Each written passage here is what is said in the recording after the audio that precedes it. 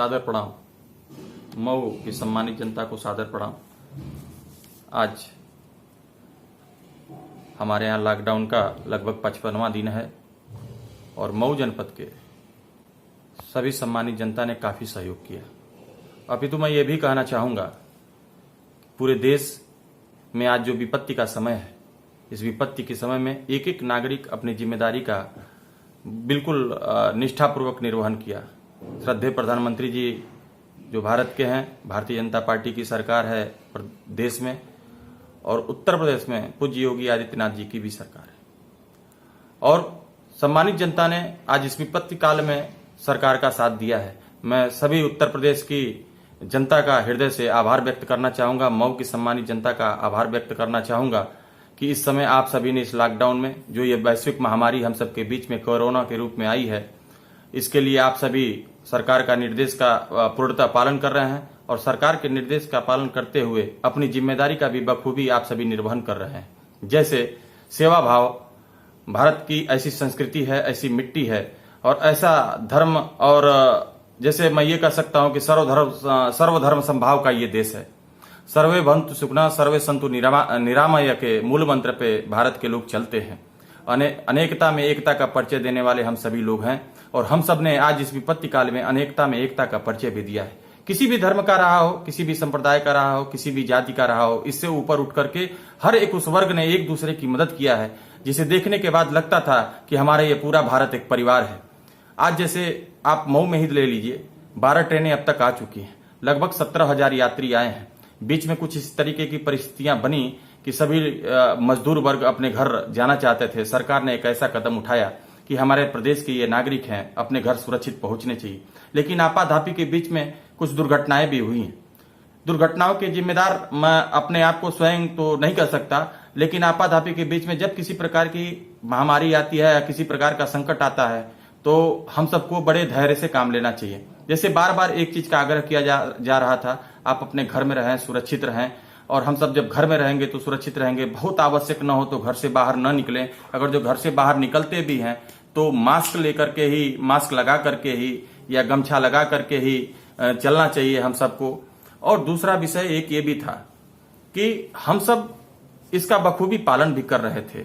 और मजदूर यात्री या जैसे जगह जगह आपने देखा होगा, भारतीय जनता पार्टी के संगठन के द्वारा भारतीय जनता पार्टी का एक एक कार्यकर्ता, मैं अपने मऊ की बात बता दूं, मेरे मऊ में भारतीय जनता पार्टी का एक एक पदाधिकारी, एक एक कार्यकर्ता इस सेवा भाव से लगा रहा। हम सिर्फ राजनीतिक दल के कार्यकर्ता नहीं हैं, हम सेवा भाव वाले भी कार्यकर्ता हैं। और जब जब समाज में किसी प्रकार की विपत्ति आती है तो हम सब सेवा भाव भी अपनाते हैं और सेवा भाव अपने जनता के बीच में जाकर के हम सभी सेवा भी करते हैं। हमारे यहाँ 1754 बूथ 321 सेक्टर हैं।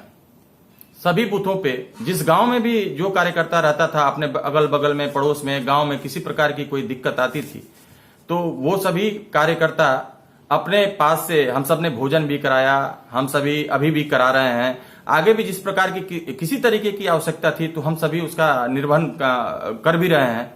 और सरकार का जो सहयोग है, सरकार के जो सहयोग है, उसमें भी हम सभी कदम से कदम मिला करके चल रहे हैं, जिससे कि जनता को कोई किसी प्रकार की दिक्कत ना आने पाए। मैं आप सभी से भी आग्रह करता हूं कि आप सभी भी अपने घर में रहें, सुरक्षित रहें। और एक चीज और, आपने देखा होगा सरकार ने इतना बड़ा कदम उठाया है, बहुत सारे लोगों ने इस पे उंगलियां भी उठाई। जिनको राजनीति करनी है वो तो राजनीति करेंगे, हम चाह करके भी उसको नहीं बदल सकते, क्योंकि राजनीति उनके लिए एक व्यापार बन गया है। लेकिन हम सभी इस राजनीति करने का समय नहीं है। और राजनीति तब करनी चाहिए जब देश खुशहाल, और जब देश ही नहीं रहेगा तो फिर राजनीति आप किसके बीच में करेंगे? जब अपनी जनता नहीं रहेगी तो आप किसके बीच में राजनीति करेंगे? आज विपत्ति काल के समय में मैं उन राजनीतिक दल के कार्यकर्ताओं से या राजनीतिक दल के नेताओं से भी मेरा एक आग्रह है, एक कार्यकर्ता होने के नाते, कि आप सबको भी आज इस विपत्ति काल में जनता के साथ, इस देश की एक एक जनता को अपना परिवार समझ करके और उनका सहयोग करें, उनको सही रास्ता बताएं। और दूसरा जो सबसे बड़ा संकट है कि रोजगार की समस्या पे हम सभी बात तो जरूर करते हैं, लेकिन किसी के रोजगार के बारे में भी सोचने का अवसर हम सबको मिल रहा है। सरकार ने इतना बड़ा बजट अलॉट किया है और आत्मनिर्भर बनने की बात कही है। ये भारत देश के लिए बहुत बड़े सौभाग्य की बात है। 130 करोड़ देशवासी जिस देश में आत्मनिर्भर हो जाएंगे तो दूसरे चीजों की आवश्यकता ही नहीं पड़ेगी। मैं ये तो नहीं कहता कि सब के सब आत्मनिर्भर होंगे, लेकिन अगर जो दृढ़ इच्छा शक्ति होगी तो मैं दिल दावे के साथ कह सकता हूं कि हम जिस भी क्षेत्र में माहिर हैं, हर एक व्यक्ति के पास कुछ न कुछ व्यक्तित्व होता है, वो कुछ न कुछ विशेष उसके पास होता है, ऐसा दैवी गुण होता है या कुछ न कुछ उसके पास ऐसा स्किल होता है कि जिसका डेवलपमेंट हम सभी कर सकते हैं। तो आत्मनिर्भर बनने के लिए सपोज दैट कि अगर जो हम ठेला ही चलाते हैं तो ठेले का ही व्यापार 10,000 से शुरू करते हैं तो 10,000 के व्यवस्था के लिए सरकार ने सुविधा दे रखी है।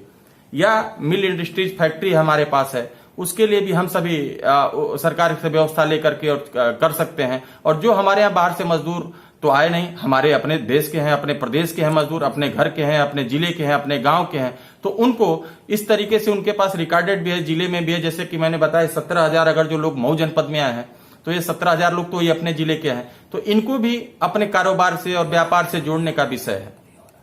तो इसलिए और जो सरकार का निर्देश है रात के 7 बजे से सुबह 7 बजे तक, तो निश्चित रूप से हमको इस गाइडलाइन का पालन करना चाहिए। अगर जो हम रात के 7 बजे से सुबह 7 बजे तक इसका निर्वहन करते हैं।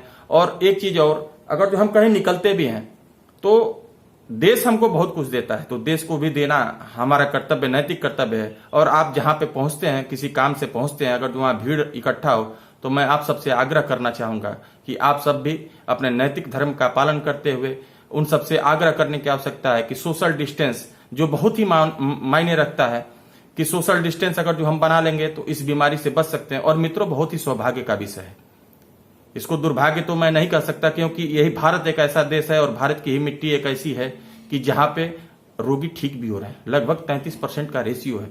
इम्यूनिटी पावर यहाँ पे बहुत ही जबरदस्त है। इसलिए मैं आप सबसे आग्रह करना चाहूंगा कि सोशल डिस्टेंस का पालन करें, सरकार के निर्देशों का पालन करें और आप सभी घर में रहें, सुरक्षित रहें, आवश्यक रहे तो ही घर से बाहर निकलें। एक और मैं करना चाहता था कि जो बाहर से प्रवासी मजदूर आ रहे हैं वो अपने घर के हैं, अपने भाई हैं, किसी न किसी परिवार के भाई होंगे, पिता होंगे, तो हम आप सभी से एक आग्रह ये भी करना चाहते हैं कि उनसे किसी प्रकार का दुर्व्यवहार हम सबसे न होने पाए, जिससे कि उनको कष्ट होगा कि अपने ही देश में मेरे साथ भेदभाव हो रहा है। और मेरा एक और आग्रह है कि हम सभी मिल बांट करके भी, पड़ोसी के घर में खाना नहीं बचता है तो भी बना करके देते हैं, उनको खाना खिलाते हैं, तो वो तो खैर पैदल आ रहे हैं, कहीं से भी आ रहे हैं, तो सेवा भाव से मैं आप सभी से आग्रह करना चाहूंगा कि उनसे आप उनकी भोजन की व्यवस्था करें, उनके चलने के, पैर में चप्पल ना हो तो चप्पल भी देने की व्यवस्था करें, मास्क देने की व्यवस्था करें, जो भी संभव हो सके उनकी मदद करें। बहुत बहुत